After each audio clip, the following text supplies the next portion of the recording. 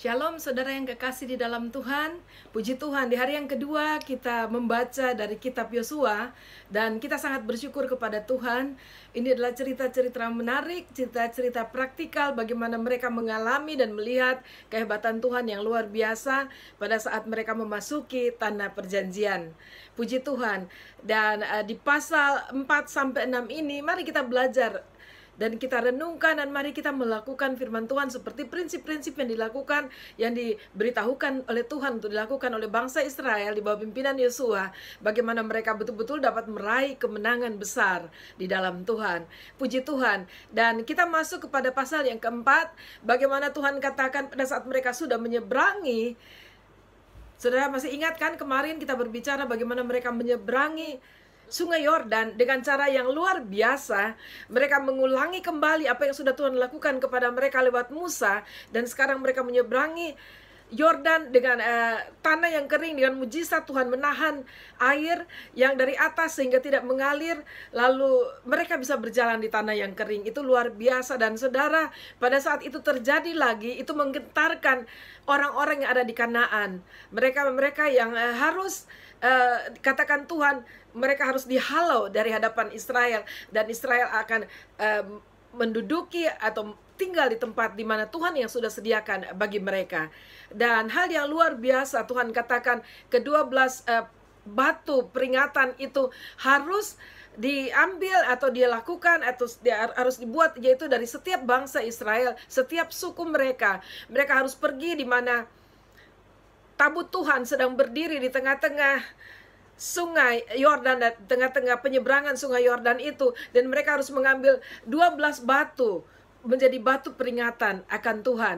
Dan ini hal yang luar biasa, dan batu kita tahu dipakai Tuhan sebagai dasar, sebagai tempat untuk mezbah Tuhan. Dan kita tahu juga batu itu berbicara soal banyak, saudara ya. Berbicara soal dasar dari satu bangunan, berbicara soal banyak hal yang Tuhan meminta mereka untuk mengambil batu. Menjadi peringatan bagi bangsa Israel, bagaimana mereka tidak boleh lupa apa yang sudah dilakukan Allah, kebesaran Allah yang sudah dilakukan bagi bangsa Israel. Bahkan kita sekalipun, kita adalah orang-orang cakongkat, kata firman Tuhan ya, di perjanjian baru. Kita bukan dari keturunan Israel seperti yang kita tahu, tetapi Tuhan membawa kita menjadi satu di dalam umat pilihan Tuhan lewat Yesus Kristus yang sudah datang di dunia. Dan kita tahu bersama, kita juga pun mengerti hal ini, dan kita tahu apa yang Tuhan sudah lakukan bagi bangsa Israel. Dan itu sangat luar biasa. Lalu kita maju, saudara, kepada pasal yang kelima. Kita melihat ada hal-hal yang luar biasa sebagai persiapan terakhir. Bukan memasuki, tetapi persiapan terakhir untuk betul-betul merebut kemenangan yang Tuhan berikan kepada mereka. Mari coba kita lihat satu persatu yang ada di pasal 5. Dan itu sangat penting bagi kehidupan kita. Bagaimana kita mau meraih kemenangan-kemenangan di dalam hidup kita. Kemenangan rohani, atau meraih apa yang sudah sungguh-sungguh dijanjikan oleh Tuhan bagi kita. Perlu persiapan yang sungguh-sungguh harus kita perhatikan, seperti apa yang diperintahkan Tuhan kepada Yosua. Yang pertama, kalau kita melihat dari ayat 1 sampai ayat 10 dari pasal 5 ini, berbicara tentang penyunatan. Dan penyunatan ini adalah mendahului hari raya Paskah. Dan kita tahu, saudara, ini adalah penyunatan yang kedua, penyunatan massal dari bangsa Israel. Yang pertama tentunya kita masih ingat yang dilakukan oleh Musa. Dan kalau kita membaca detail di ayat-ayat ini, berbicara soal penyunatan yang dilakukan Musa. Yang pertama, penyunatan massal bagi bangsa Israel adalah mereka yang orang laki-laki yang keluar dari Mesir, saudara, dan semua mereka disunat ya. Dan penyunatan massal yang kedua ini adalah berbicara bagi mereka yang lahir selama di padang gurun. Di padang gurun, dan mereka dalam perjalanan dari pada saat mereka keluar dari bangsa Israel. Dan kita melihat Tuhan memberikan mereka nomor satu perintah sebelum mereka akan maju berperang, yaitu mereka harus menyunat diri mereka. Semua bangsa Israel itu sunat massal. Dan apakah kita saat ini harus sunat, saudara? Dan kita tahu, kita sudah belajar dari berbagai gambaran dari tindakan-tindakan lahiriah yang sebenarnya ada makna rohani yang sangat dalam, yang Tuhan ingin sampai pada kita pun kita menangkap makna rohaninya.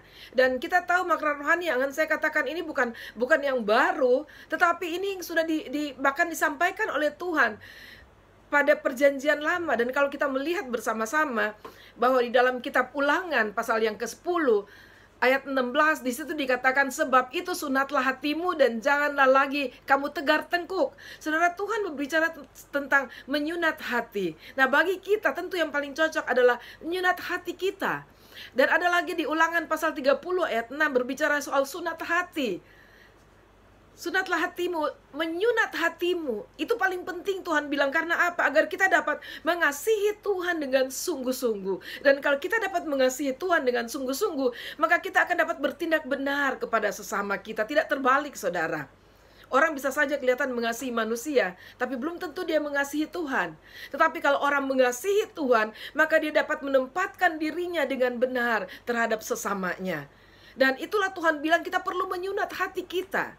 Dan kita harus belajar hal ini. Mengapa menyunat hati kita? Karena dari hati ini, kata firman Tuhan dalam kitab Amsal, terpancar kehidupan kita. Apapun yang keluar dari sikap perilaku kita terhadap sesama dan terhadap apapun dalam kehidupan, terhadap segala sesuatu di dunia ini, itu keluar dasarnya dari hati kita. Dan itu hati yang sama, itu adalah dasar kita mengungkapkan diri kita di hadapan Tuhan.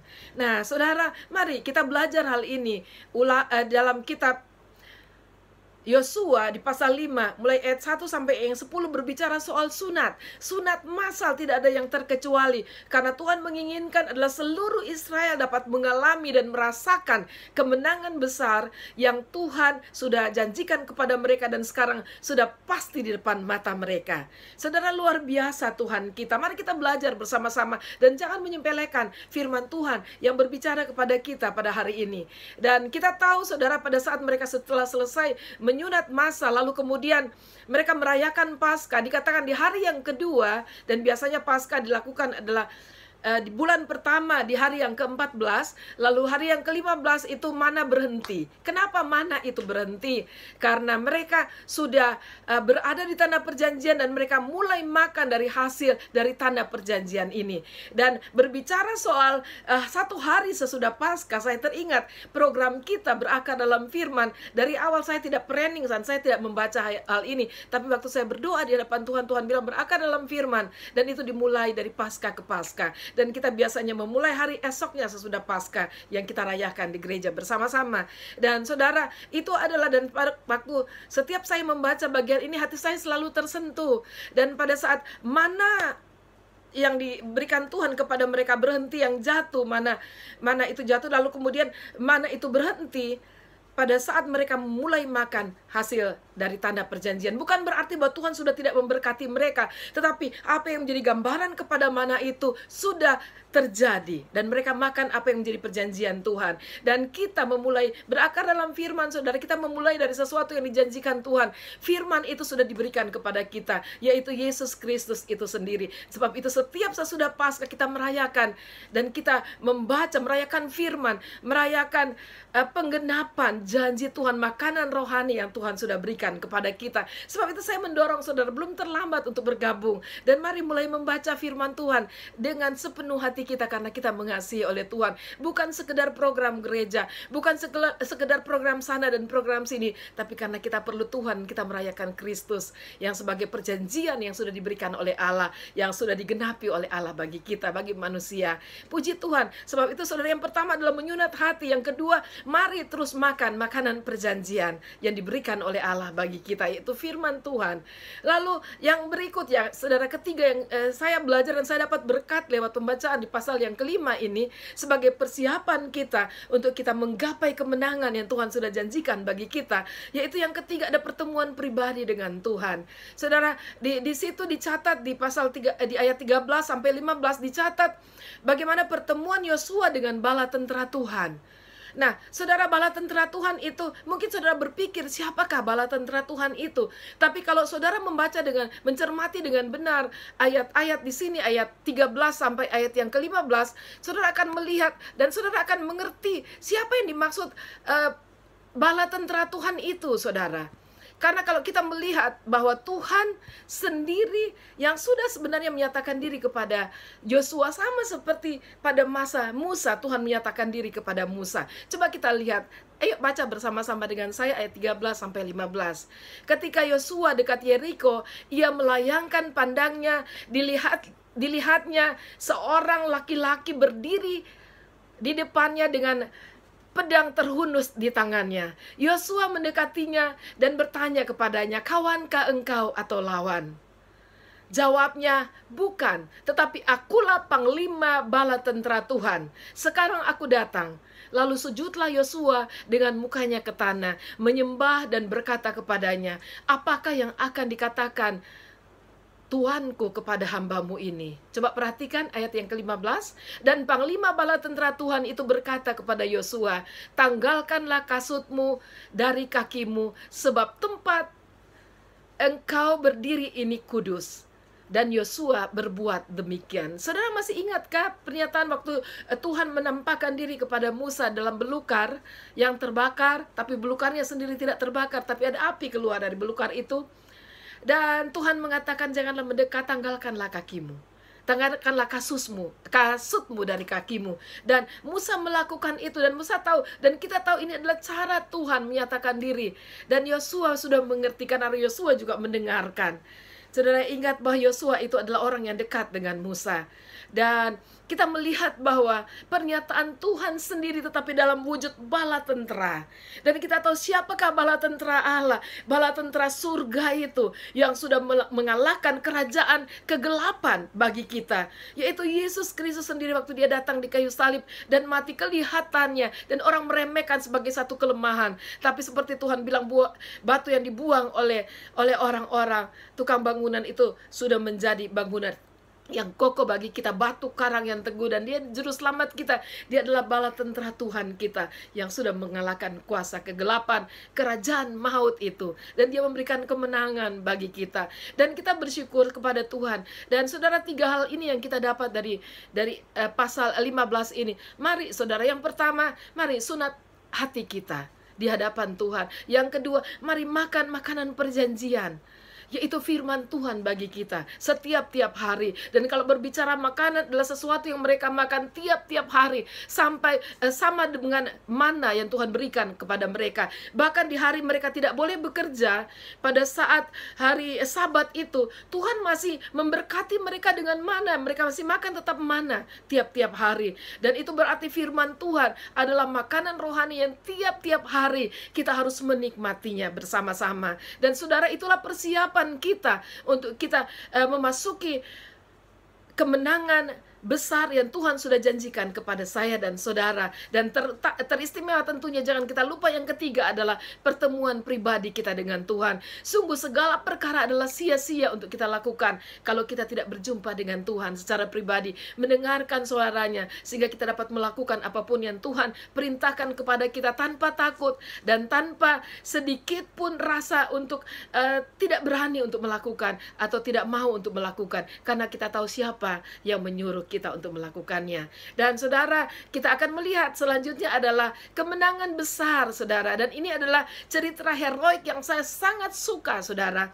Yang saya suka dari sejak saya masih di sekolah minggu, tentang kemenangan atau runtuhnya Yeriko. Dan saudara juga yang suka ikut sekolah minggu dari kecil, mungkin saudara masih ingat betul bagaimana Yosua memimpin bala tentara Israel mengalahkan Yeriko. Dan kita tahu bahwa Yeriko adalah kota yang berkubu. Itu berarti ada bangunan pagar yang tebal, saudara, yang mereka bangun, yang melingkari kota itu. Dan itu terkenal kota yang sangat kuat. Tapi Tuhan memulai dengan sesuatu yang luar biasa. Masih ingat waktu mereka menyeberangi sungai Yordan, itu pada musim di mana air itu sangat deras dan banyak mengalir di sungai Yordan. Karena itu pada saat spring, pada saat musim semi, di mana air juga lebih banyak, yang dari musim dingin itu sudah mulai mencair lalu lewat di sungai Yordan. Dan itu Tuhan luar luar biasa. Tuhan memilih masa-masa yang paling sulit sebenarnya. Karena apa? Karena Tuhan ingin menyatakan kuasa dan kebesarannya. Sebab itu kalau saudara berhadapan dengan tantangan yang kelihatannya paling sulit dalam hidup saudara, mari pegang Tuhan dan janjinya bagi kita, bahwa Tuhan akan memberikan bahkan kemenangan yang lebih besar. Karena apa yang kita lihat tidak sebanding dengan kuasa Tuhan yang dapat berlaku di dalam kehidupan kita. Amin, saudara.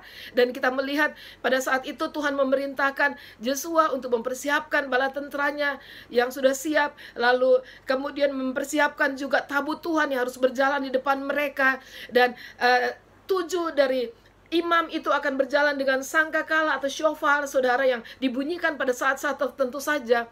Dan mereka mengelilingi 6 kali, 6 hari.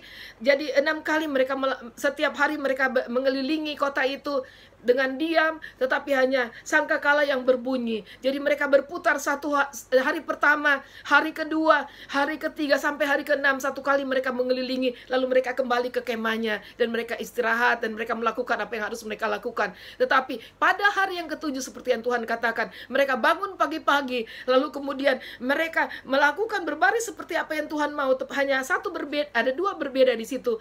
Jadi hari yang ke-7 mereka harus mengelilingi Yeriko itu 7 kali, tapi pada putaran yang ke-7, pada saat mereka berjalan mengelilingi ke-7, pada saat sangkakala dibunyikan, mereka harus bersorak bersama-sama. Dan kata Tuhan, pada saat mereka bersorak, umat Tuhan bersorak. Sebab itu kalau Tuhan suruh kita bersorak, kalau ada waktu kita memuji Tuhan, bersorak dengan sukacita, karena kita tahu segala musuh dihancurkan oleh Tuhan saat umat Tuhan bersorak kepada Tuhan. Shofar juga itu adalah bunyi yang memuliakan Tuhan, panggilan sorgawi bagi umat Tuhan. Dan juga pada saat itu Tuhan juga mengatakan, waktu mereka membunyikan sangkakala, mereka sedang seperti mengingatkan Tuhan akan janji Tuhan bagi umatnya. Dan itu luar biasa kalau umat Tuhan hatinya udah melekat ke Tuhan, dan Tuhan turun menyentuh umat manusia, umat pilihannya, itu kedahsyatan pasti akan terjadi. Dan kita tahu pada putaran yang ke-7, pada saat sangkakala dibunyikan dengan satu bunyi-bunyian yang khusus, sehingga umat Tuhan bersorak bersama-sama.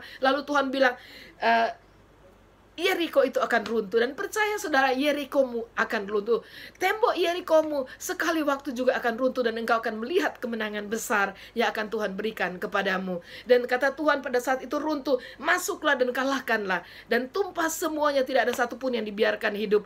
Lalu kemudian mengambil barang yang diharuskan untuk bawa ke rumah Tuhan. Sisanya adalah mereka harus membakar kota itu. Dan Tuhan berfirman lewat Yosua bahwa tidak akan pernah lagi orang akan berani membangun. Kalaupun ada orang yang berani, di dasarnya mereka harus jadikan tumbal anaknya sendiri, anak yang paling besar sulung. Lalu kemudian waktu mereka membangun tembok di depan, maka mereka akan kehilangan anak paling bungsunya. Saudara, ada harga yang harus dibayar, dan kota itu tidak dibangun kembali. Dan saudara yang kekasih, mari kita melihat bahwa hidup di dalam Tuhan memang ada perjalanan yang diwarnai dengan berbagai hal dalam kehidupan kita. Dan mari kita tetap taat kepada Tuhan. Teristimewa kalau saudara sudah sampai, mungkin saudara sudah dalam perjalanan, saudara sudah keluar dari Mesir, saudara sudah lewat padang pasir, dan saudara sudah sampai di Sitim, dan saudara akhirnya sampai ke seberang sungai Yordan. Kalaupun ada di antara saudara sudah menyeberangi sungai Yordan, dan sekarang saudara sedang menghadapi musuh besar yang paling kuat, yaitu Yeriko, untuk merebut kemenangan, untuk saudara dapatkan apa yang dijanjikan oleh Tuhan bagi kita, tetap setia dan lakukan sesuai dengan apa yang Tuhan mau. 3 hal yang kita dapat pada hari ini di pasal 15, pegang dengan kuat saudara, dan lakukanlah bagianmu, maka engkau akan melihat Tuhan akan melakukan bagian Tuhan bagi engkau. Tuhan Yesus memberkati.